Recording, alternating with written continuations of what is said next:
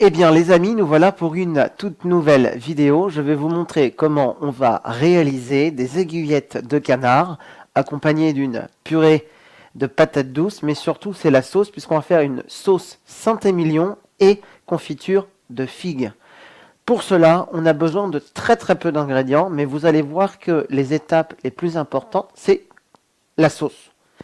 Puis la cuisson des aiguillettes bien sûr, sans oublier la purée de patates douces. Et la purée de patates douces, vous avez deux solutions. Soit vous la faites légèrement 100% patates douces, 80-90, on met un petit peu de panais, un petit peu de purée de pommes de terre, mais ça va être très prononcé en patates douces, ça a vraiment besoin d'être adouci.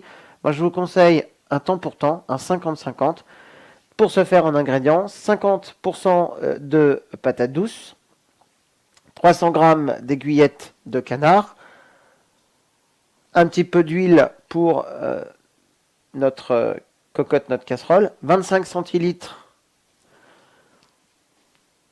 et je vais vous montrer, je ne vous mens pas, de Saint-Émilion. Attention, l'abus d'alcool est dangereux pour la santé. Et là, on est sur un Saint-Émilion 2017. On aurait pu prendre un 2018 ou un 2019, bon, ce qui est assez rare en Saint-Émilion, mais l'idée, c'est pas de prendre un grand cru.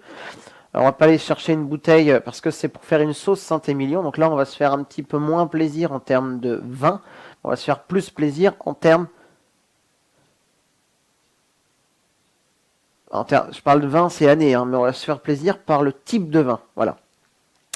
On a besoin de beurre. Donc là, vous connaissez le principe chez moi, c'est margarine sans huile de palme et ça va nous permettre de monter la sauce. J'ai coupé une petite échalote qui est déjà toute prête. Sinon, comme vous le savez, j'en ai plein dans le congélateur. Du sel, du poivre et une cuillère à café de fond de veau. Alors, il faut savoir que là, j'ai 150 g d'aiguillettes de canard, donc c'est pour deux personnes. Enfin, j'ai 300 g, donc c'est pour deux personnes. Une cuillère à café, ça correspond de 12, enfin une cuillère à soupe, pardon, là-dedans, ça correspond de 12 à 15 grammes, et il faut toujours lire l'emballage de votre fond de veau. Donc là, c'est des formats professionnels, et on vous dit 50 grammes pour 1 litre quand on fait une sauce, ou quand on veut donner du goût à un élément de cuisson, 25 grammes pour 1 litre. Quand on veut donner du goût, ça veut dire qu'une fois que la cuisson elle est faite, on ne réutilise pas notre eau de cuisson pour faire quelque chose. C'est-à-dire qu'on n'a pas, puisque on peut s'en servir pour faire un bouillon de légumes, pour monter un risotto, mais on ne s'en sert pas pour faire une sauce, parce qu'on n'aura pas assez de fond. Là, on a 50 grammes, je divise par 2, j'ai 25 grammes pour 500 millilitres, donc là j'en ai 250. Si je redivise par 2, j'ai 12,5, donc on est bien sur une cuillère à café, à soupe. Et on aura besoin, en termes d'ustensiles, de très peu de choses. Un fouet pour monter la sauce. Une casserole, donc j'ai mis ma plaque à préchauffer, une petite cocotte. Et puis une poêle que j'ai ici, la fameuse poêle que vous voyez régulièrement parce qu'elle est incrustée, je vous en parlerai, de petits morceaux de pierre. Elle est plutôt anti-adhésive. Pourquoi j'ai besoin d'autant d'ustensiles? Et hop, je vais chercher mon fouet. Parce que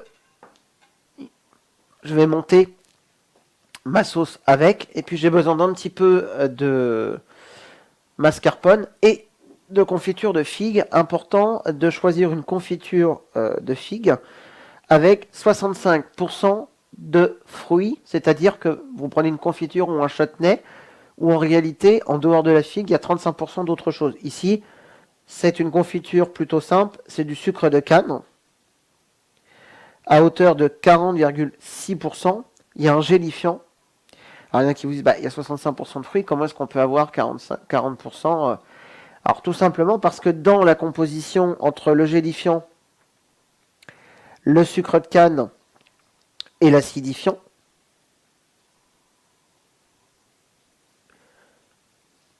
on a 40% de sucre de canne dans cette préparation. Ce qui veut dire qu'on a une confiture qui est extrêmement peu sucrée. Sur 100%, donc sur les 35% restants, il n'y a que 40% de sucre, donc on a pas mal de gélifiant, donc c'est pas beaucoup. C'est vrai, c'est important, 35% de restants et 60%, 65% minimum de fruits. Ça, c'est hyper important pour la préparation parce que ça va vous permettre de ne pas sucrer votre sauce, qui l'est déjà assez avec les figues. Et j'ai fait le choix de ne pas mettre de vraies figues en présentation parce que je voulais quelque chose d'accessible en termes de coût, même si la confiture, ça reste assez cher parce qu'on est sur de la figue, on est sur 100% figue, donc c'est extrêmement cher. Mais là, je veux quelque chose qui soit accessible et pas très cher. On va commencer par faire revenir nos échalotes. Donc on va les mettre comme ceci dans notre casserole et on met tout de suite, alors on peut le mettre avant mais moi je vais le mettre comme ça, on va se mettre un petit peu d'huile et en fait on va nacrer nos échalotes. Donc il faut qu'on ait un feu qui soit pas trop fort parce qu'on veut pas que nos échalotes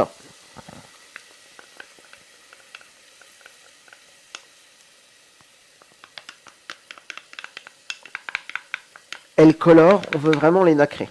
Donc qu'elles soient translucides et qu'on voit à travers, ça vous rappelle le nacrage avec le risotto. Ensuite, pardon, on va le faire tout de suite.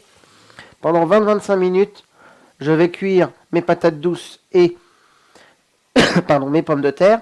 Petite astuce, je vous le dis tout de suite. On va les cuire directement dans mon petit robot qui est juste derrière, que vous connaissez, donc qui est mon fameux robot, un peu comme le célèbre Thermomix qu'on voit partout. Mais là, vous pouvez le faire dans une casserole avec de l'eau. Enfin, tout est possible. Là, c'est pour la cuisson vapeur, sans matière grasse, rien. Et c'est 20 à 25 minutes. Et si vous voulez pas vous embêter, là, on a découpé les patates douces et les pommes de terre. Mais vous prenez du panais surgelé. Vous prenez de la patate douce surgelée, vous mettez 300 et 300 grammes, c'est déjà découpé. C'est un petit peu moins rentable financièrement, mais ça reste extrêmement intéressant côté qualité de cuisson, puisqu'on garde une cuisson très qualitative. Dans le bon sens, ça ira mieux. On se met en position vapeur.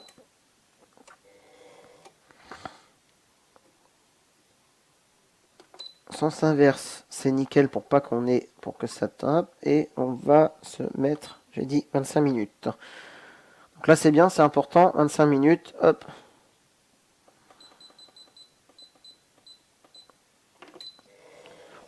On va laisser tranquillement cuire. Quand nos échalotes commencent à être bien nacrées, on va mettre un tout petit peu d'eau dans notre fond de veau. Donc ça c'est la quantité de fond de veau pour une préparation de 250 ml.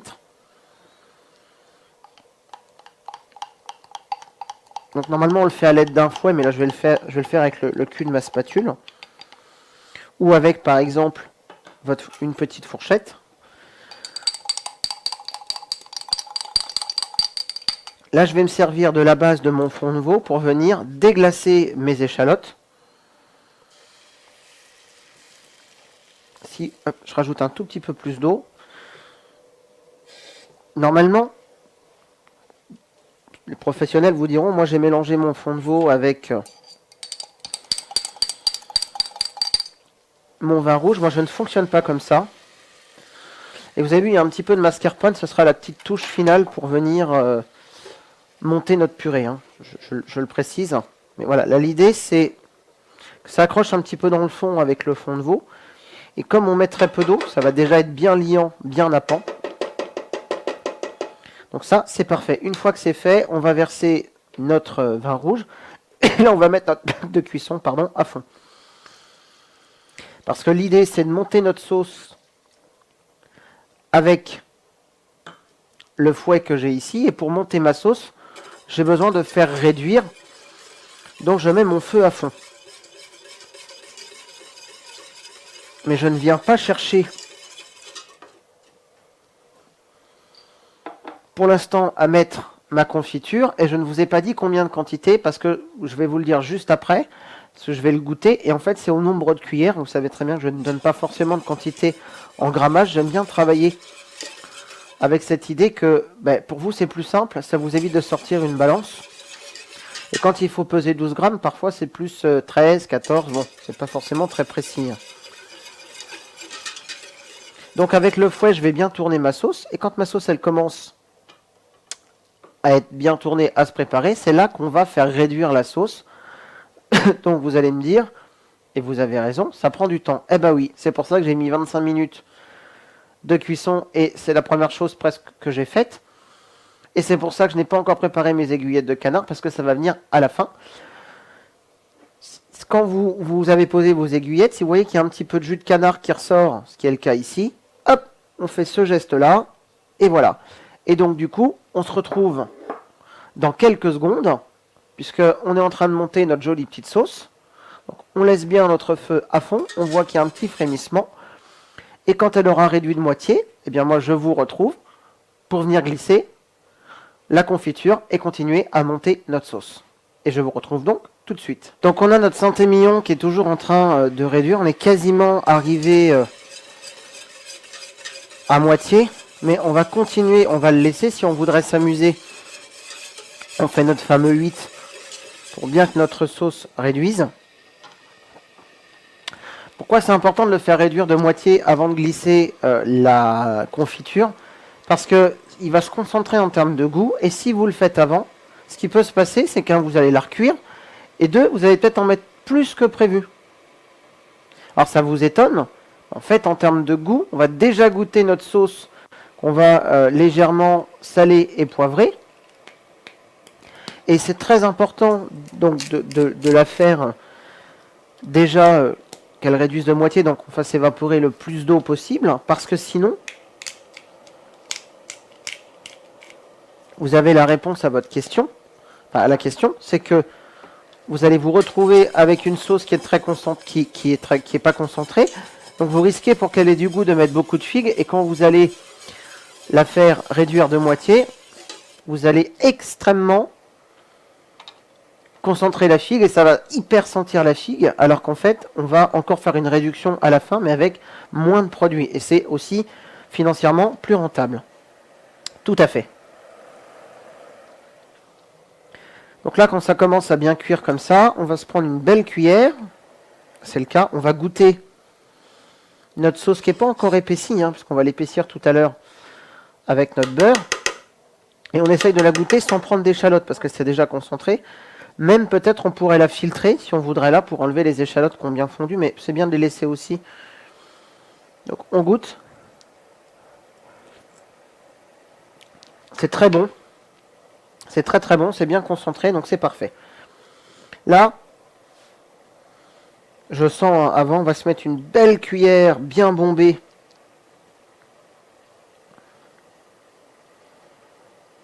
Voilà, on en met une identique de moitié, la même mais moitié. Donc ça fait une belle cuillère et demie, sinon 2 petites cuillères. On se réserve les cuillères au bon endroit, comme ça on sait avec laquelle j'ai goûté, laquelle.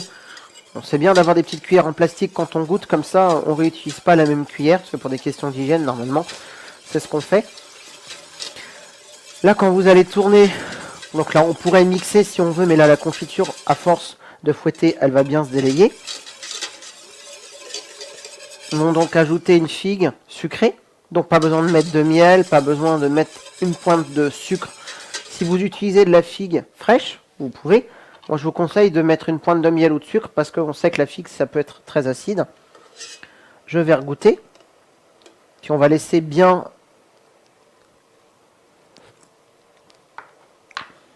Voilà, là, ça sent la figue.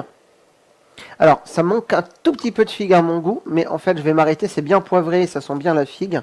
Mais j'en mettrai un tout petit peu plus, mais je vais m'arrêter parce que ma sauce va réduire. Donc, comme je vais avoir une sauce bien sirupeuse, je n'ai pas besoin de rajouter de la figue, elle va se concentrer. Je pourrais laisser ma sauce comme ça, elle serait plus light que ce que je vais faire là, puisque là, je vais rajouter, donc normalement c'est du beurre, mais là, moi, je vais la monter avec une belle cuillère de margarine, ce qui va me permettre de bien monter ma sauce à la fin. Mais c'est vrai que le beurre, c'est mieux. Donc j'ai nettoyé ma cuillère entre temps. Je la monte. Et si on voudrait, on peut mettre une toute petite pointe de fécule de pommes de terre ou de maïzena. Et on forme une petite boule, comme si on faisait un roux avec notre margarine. Et on peut la monter comme ça si on veut.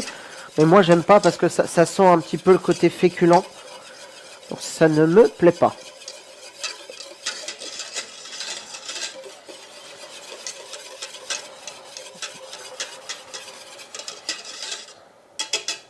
Ma sauce est prête. Enfin presque. Je la laisse bien réduire. Parce que comme on a remis de la confiture, vous savez qu'une confiture, vous la prenez, vous la fouettez dans un cul de poule et vous sortez de l'eau. Il en reste toujours. Donc c'est important, quand on fait des préparations, de savoir que ça va faire retomber légèrement votre préparation. Donc ça rajoute un petit peu de liquide. Donc c'est bien de bien la concentrer. Et comme je vous dis, je mets pas de figues fraîches. On pourrait en mettre en déco parce que c'est très cher. Moi, je vous conseille soit de les acheter fraîches, ou si vous avez un figuier, de les congeler comme ma mère elle fait, parce qu'on en récupère, on a ce qu'il faut au jardin et chez des amis ou de la famille aux alentours. Pardon. Sinon, autre solution, la figue surgelée de vos magasins préférés, mais ça reste cher. On est à 4-5 € le petit sachet de peut-être 400-600 grammes. Enfin, voilà, donc j'en achète de temps en temps, mais là, ça m'intéressait pas. C'est moins cher au kilo que la confiture, parce que là, on a 315 grammes pour 3 €. Mais ça, c'est plus rentable, parce que la confiture, en fait, on en met moins et on a besoin, parce que c'est déjà concentré. Soit je m'arrête et j'ai une sauce qui est encore un petit peu liquide, soit je la fais plus épaisse pour qu'elle vienne bien napper. Ce qu'on peut faire, c'est on arrête notre sauce, on la pose de côté, il reste 5-6 minutes de cuisson de nos jolis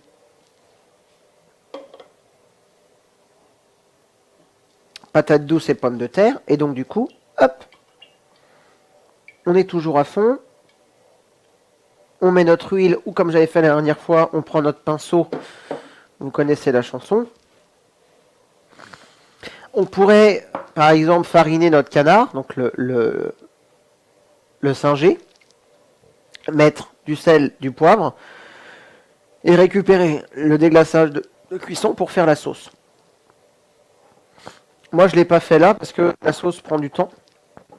On a la cuisson des patates douces, donc je vous montre comment on peut rapidement. On pourrait saler, poivrer la viande avant. Moi, je vais le faire sur ma plaque. Même si vous avez, j'en ai une dans mes cabanes du fond de ma cour qui me servent aussi à stocker des contenants dans des caisses en plastique, dans des étagères. J'ai une plancha électrique, et là, d'ici peu de temps, il est prévu que j'achète une plancha, hop, le jus comme ça, spéciale plaque vitrocéramique et induction, ce qui permet en fait de recouvrir vos deux plaques et de la transformer en plancha, ce qui va me permettre de faire des cuissons ici sans utiliser de poêle et en utilisant un produit anti-adhésif. Donc ça, c'est bien aussi. J'ai toujours mon feu qui est à fond. Je sale pour l'instant le premier côté.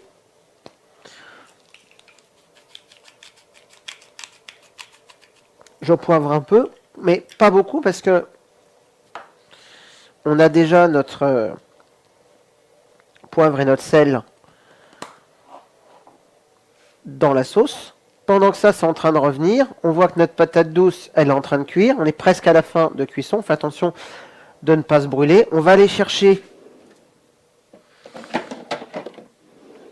de quoi monter notre préparation. Vous avez donc deux solutions. Alors moi, ça ne doit pas être ici, ça doit être dans ma grande valise, mais vous avez les fameux presse-purée, je vous montrerai où on fait comme ça. Vous avez le presse-purée manuel où on tourne le vieux Molinex.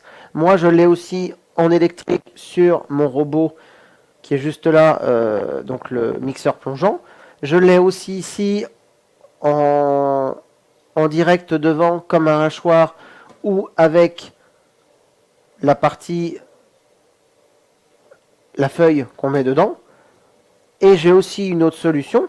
J'avais encore le vieux Moulinex, mais je l'ai donné à quelqu'un il y a quelques temps parce que je m'en servais plus. Je l'ai aussi ici avec les lames et je vais utiliser le fouet parce que je vais injecter du mascarpone. Donc là, j'ai choisi d'y mettre un petit coup de fouet. Sinon, vous récupérez un deuxième fouet. Une fois qu'elle est chaude, vous la mettez dans un cul de poule ou dans une casserole. Votre mascarpone, vous le montez, tout simplement.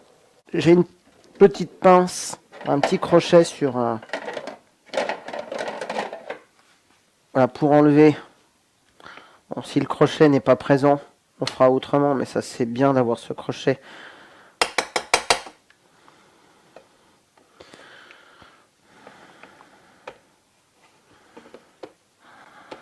Il n'y a pas besoin d'égoutter, il n'y a besoin de rien. J'ai pas salé, j'ai pas poivré, je vais le faire là.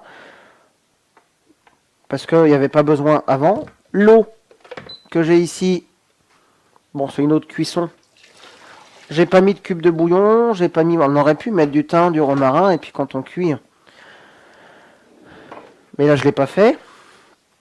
On va retourner tout ce qu'on avait ici dans mon robot. Alors vous voyez pas ce que je fais, mais je vous dis ce que je suis en train de faire. Je vais juste mixer ma purée de patates douces.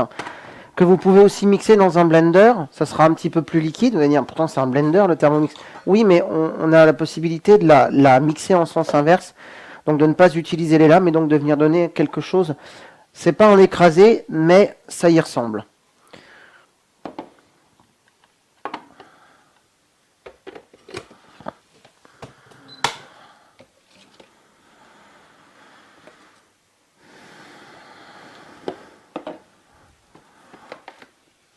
Donc je vais vous montrer ici. Donc je vais me mettre en sens inverse, c'est toujours le cas. Il me reste 2-3, enfin là j'ai remis 2-3 minutes de programmation, mais il restait. Je me mets vitesse 1 pour l'instant, puisque je veux un petit écrasé sympa. Là je vois que mon canard est bien en train de se saisir. Avec la même fourchette que j'ai fait mon fond de veau tout à l'heure, ça c'est pas trop grave, justement au contraire ça va illustrer un petit peu le canard. On va avoir un petit peu de fond de veau dessus. Hop. Je veux pas, le canard c'est une viande qui doit être saignante. Donc on peut la saisir un petit peu plus d'un côté, et après on la saisit moins forcément de l'autre, puisqu'on veut une viande saignante. Et comme là on est sur une plaque en fonte qui garde la chaleur assez longtemps, je pourrais m'arrêter, mais je vais remettre ma sauce tout à l'heure, donc je vais réduire un tout petit peu si besoin, sinon on fait ça.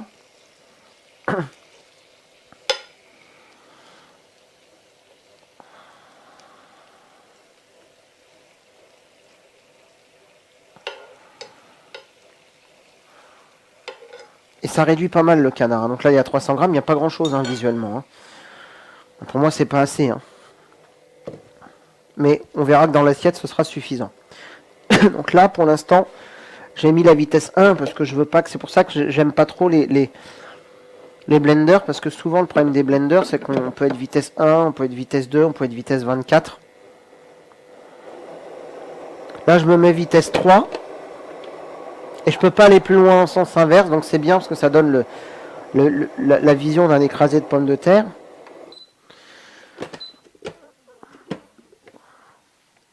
Ça commence à être un petit peu écrasé. On voit encore des pommes de terre, il y a un mélange de tout. Hop, là, je vais bien rassembler tout au milieu.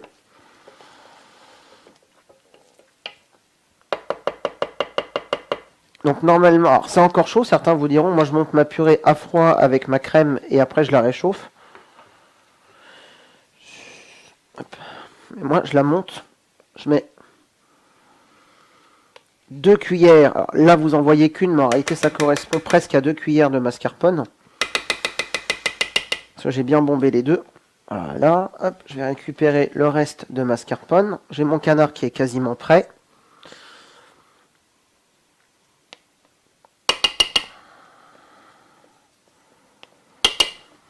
Hop. Vous avez vu à quel point c'est très facile à faire. Comme recette, il n'y a rien de compliqué. Et c'est au moment où je mets mon mascarpone que je vais venir glisser mon fouet. Et c'est à ce moment-là que je mets mon sel et mon poivre et pas avant.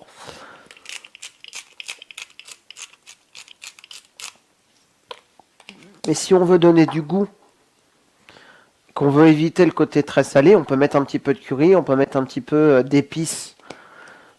Ça marche très bien avec la figue. Là, le poivre, j'en mets pas beaucoup parce que du poivre dans une purée, en fait, souvent on vous dit, ah non, moi je sale pas ma purée, je la poivre pas, il faut. Et là, je vais continuer à me mettre vitesse 3, mais je pourrais pas aller au-delà de toute façon, parce que quand on a le fouet, on peut pas aller au-delà de la vitesse 2 ou 3. Contrairement à des grands robots comme ça, où on va fouetter rapidement, là, c'est pas possible parce que le plastique sur le métal ferait que ça frotterait et puis ça pèterait la pâle. Donc c'est pour ça que je ne fais jamais les chantilly là-dedans, parce que je trouve que ça monte pas assez. Là, sur les 3 minutes, il me reste une belle minute 30.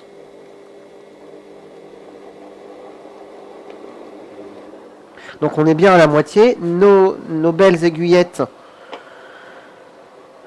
elles sont quasiment prêtes.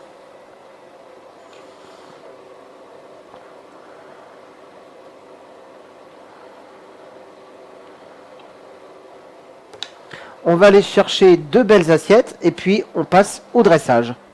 Donc ça, c'est quasiment prêt. Je vais me le réserver ici derrière. Hop.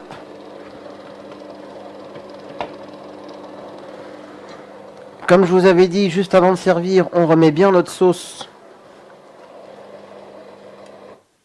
Après, si on voit qu'on a un petit peu de résidus dessus, comme je dis, il reste de l'échalote. Si on veut la filtrer pour avoir une belle sauce et qu'on n'ait pas les petits morceaux d'échalote, on peut. Moi, j'aime bien les laisser. Là, je suis bien toujours à max, ça va remonter tout de suite. Je vais surveiller ma purée. Et vous allez voir que ma purée, elle est prête. Elle est bien lisse, mais on est un tout petit peu après l'écraser.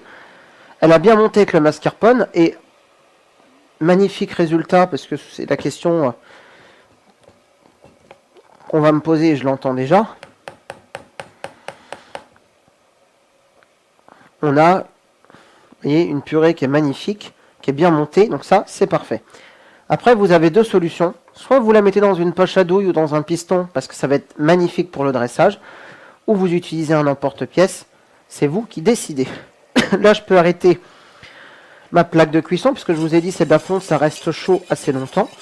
Ça va me permettre de remettre à chaud ma sauce. Mon canard, il est prêt. Si vous avez une petite salamandre, vous arrêtez la cuisson du canard, vous laissez votre casserole sous la salamandre, ça va continuer légèrement à cuire. Des emporte-pièces, j'en ai 25 000. Donc je vous avoue que parfois c'est un peu la chasse à l'emporte-pièce. Et certains, je les ai même qu'en unitaire. J'ai des amis parfois qui me disent « Ah bon, pourquoi ?» Et je réponds « Parce que c'est du dressage, et là pour faire une purée, j'ai un emporte-pièce très spécial qui donne vraiment du volume, qui est ni trop large, ni pas assez en termes de diamètre. Donc c'est vraiment l'emporte-pièce qui va me servir. Hop, excusez-moi, je mets l'assiette ici, mais c'est parce que je veux vous montrer un beau dressage. On va commencer par dresser notre purée. Et souvent les emporte-pièces, ils sont vendus avec le pouce emporte-pièce pour que ce soit bien fait. Donc voilà, ça existe, sinon vous les achetez à part. Ça se vend. Alors il faut savoir qu'un emporte-pièce à l'unité, ça peut coûter 2,50 €, 3 €, quand des fois pour le même prix, vous avez un lot de 3 emporte-pièces. Donc il m'arrive assez régulièrement d'acheter des lots. Ou quand vous avez les foires dans les présentoirs en carton, c'est intéressant. Là, je vais surveiller ma sauce, qu'elle n'épaississe pas trop, mais c'est pas trop mal.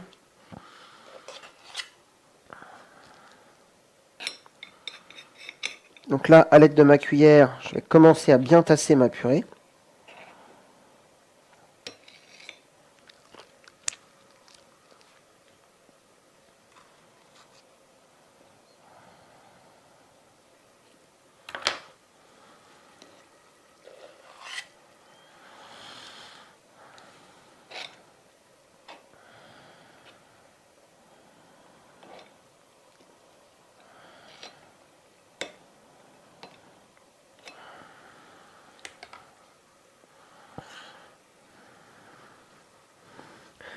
Donc, soit vous avez le poussoir qui va avec, même parfois ils sont un tout petit peu plus petits, il en existe.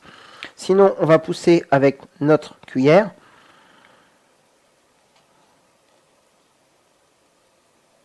Ce sera juste moins joli sur le dessus parce qu'effectivement, on va voir les coups de cuillère et ce qu'on a poussé. Mais voilà, il n'y a rien de très compliqué à ça. On a une belle purée de patates douces en termes de présentation. Ça, c'est la première étape.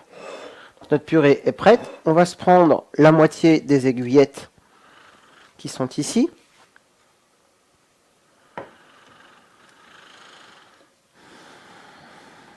Et vous avez vu, j'ai retourné mes aiguillettes. Bon là, j'ai pris la cuillère et la spatule tout à l'heure. Mais je n'ai pas utilisé ma fourchette parce qu'on ne pique pas de la viande quand on la cuit. Sinon, on fait sortir tout le jus et ça n'a aucun intérêt. Là,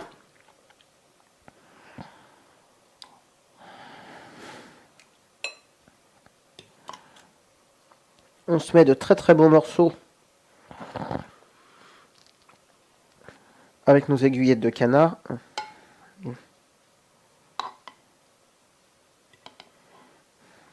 C'est ça, ouais, c'est moi qui...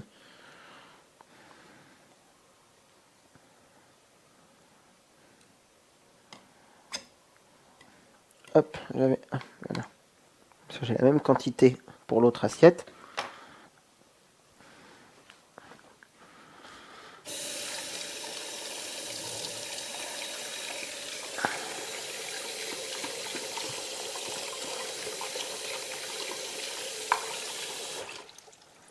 Je vous en montre une et on fera pareil pour la deuxième. Donc vous ferez pareil pour la deuxième.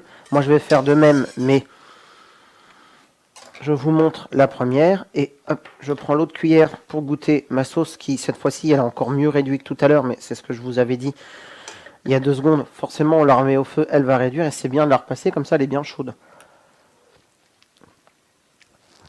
Et en la versant sur nos aiguillettes de canard, mais ça va permettre de conserver des aiguillettes bien chaudes.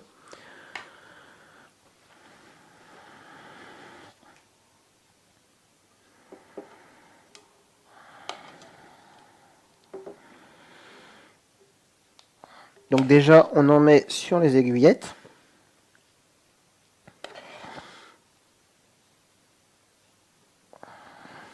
Et ça va forcément tomber sur le côté. Vous avez vu le nombre de cuillères que j'ai mis? J'ai mis quoi? Les 3 belles cuillères et demie. Je vais en prendre... Enfin, j'en reprends un tout petit peu. J'essuie bien le fond de ma cuillère. Voilà, je viens compléter un petit peu sur le côté. Mais je ne vais pas jusqu'à la purée, parce que si je vais jusqu'à la purée, qu'est-ce qui va se passer? La chanson, on la connaît, ça va détremper notre purée. Je vais quand même goûter ma purée de patates douces.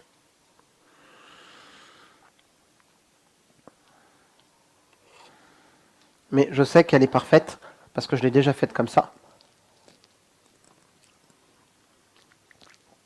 C'est nickel.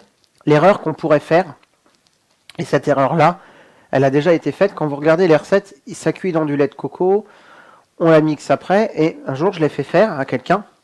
J'ai délégué la préparation de la purée de patates douces, donc ça c'est parfait. Et puis qu'est-ce qui s'est passé? La personne a fait le travail correctement, sauf qu'elle a oublié de mettre les patates douces et les pommes de terre dans le panier, du coup on avait une purée qui était très liquide. Le seul moyen après, en fait, je lui dis quand c'est comme ça, c'est que tu continues à la cuire en sens inverse, et puisqu'il n'y a plus d'eau, il n'y a plus rien, il n'y avait pas non plus pléthore de quantité d'eau et de lait de coco. Du coup, je lui dis, c'est mieux, par exemple, les crèmes de coco, maintenant on fait des crèmes fraîches, mais qui sont pas liquides, qui sont bien épaisses, ça évite de ramener de l'eau, et derrière, la purée est plus liquide, donc tu vas la retravailler, donc là, ça n'a pas d'intérêt, et t'es vraiment perdant. Par contre, si tu la cuis avec un bouillon de légumes en dessous pour donner du goût, ce bouillon, tu vas le garder pour faire un risotto, pour faire autre chose, puisque ton bouillon, il ne se sera pas complètement évaporé, il se sera même concentré.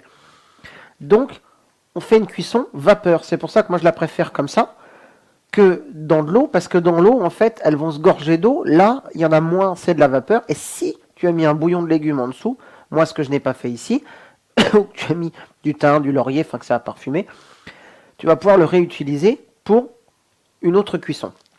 On va se faire une belle petite photo avec le smartphone pour que vous ayez en priorité la photo.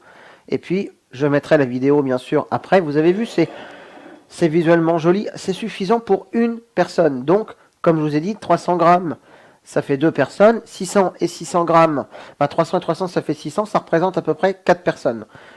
On ne peut pas faire moins en patates douces parce que si on en cuit un petit peu moins dans mon gros robot, il ne va pas mixer. Mais voilà, on peut en faire moins, mais vous avez vu, la quantité est plutôt pas mal.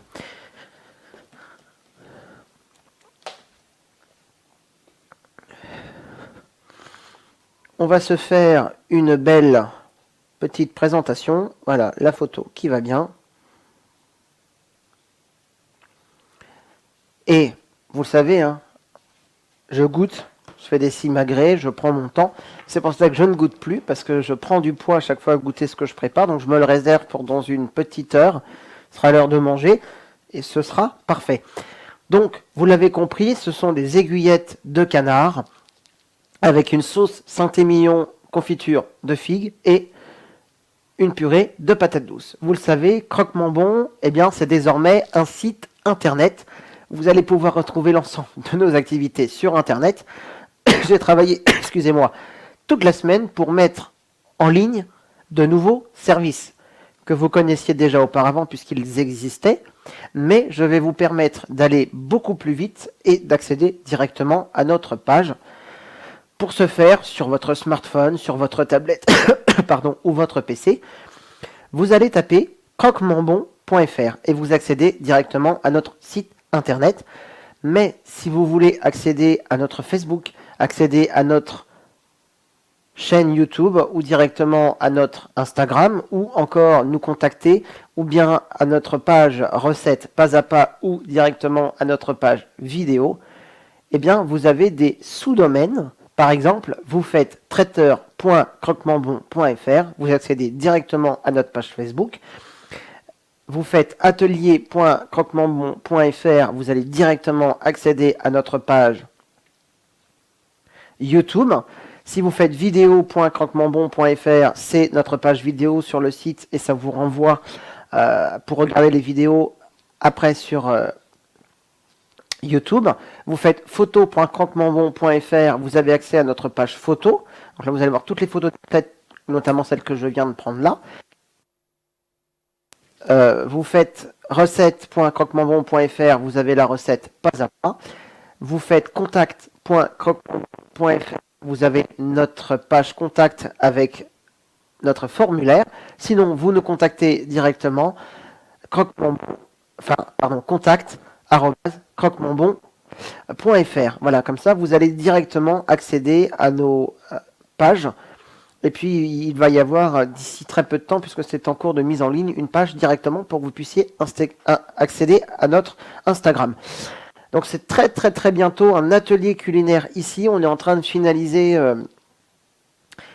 notre structure juridique. Et donc, vous allez pouvoir venir faire des ateliers culinaires ici, venir faire de la table d'hôte si vous voulez venir déguster. Et puis, vous profiterez cet été de notre terrasse. Et donc, on va bientôt ouvrir notre atelier physique. Vous allez pouvoir venir, comme je vous l'avais dit, faire des vidéos avec moi. J'ai déjà des propositions. On m'a proposé un cassoulet et un couscous. Pourquoi pas. Puis, il y a d'autres choses. C'est pour ça que je vous parlais de recettes marocaines tout à l'heure. Et puis, vous allez pouvoir venir également suivre un vrai atelier et un vrai cours, puisqu'on ouvre ici, très bientôt, un atelier. Vous pourrez venir entre 6 à 7 personnes. Et puis, vous aurez la possibilité de déguster derrière également vos préparations. Donc comme je vous l'avais dit, un croque-mon-bon, c'est Facebook, Dailymotion, YouTube, Instagram. Vous m'avez entendu, vous n'avez plus qu'un seul réflexe, croquemonbon.fr. Sinon, vous rajoutez devant ou traiteur, ou vidéo, ou photo, ou recette, ou atelier, point, et derrière croquemonbon.fr et vous accédez directement à nos pages. Et bientôt, vous aurez insta.croquemonbon.fr pour accéder directement à notre Instagram. Je vous le dis avec Croque-Mon Bon, gourmandisez bien et surtout, refaites la recette.